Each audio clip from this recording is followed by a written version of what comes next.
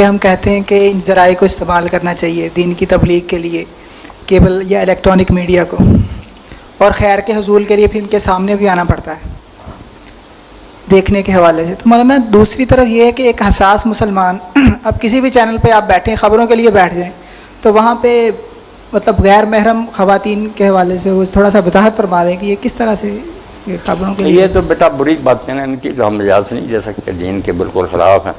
اور انہوں نے یہ سوچی سمجھی سازش کی ہوئی ہے کہ عورتوں کو ضرور بٹھانا، کہ وہ بھی بے پردہ اور پورے میک اپ کے ساتھ. علماء کو بھی رسوا کرنا چاہتے ہیں کہ اگر یہ بیٹھنائیں گے تو بعد میں بہانہ بنائیں گے کہ مولوی صاحب آپ بھی لذت لے رہے ایسی بکواس کریں گے، اور اگر نہیں بیٹھیں گے تو یہی وہ چاہتے ہیں کہ علماء چھوڑ جائیں یہ میدان. اب یہی کرنا پڑتا ہے کہ اگر ایسا ہو تو پھر چلو اپنی نظر بچا کر رکھیں جتنا ہو سکے.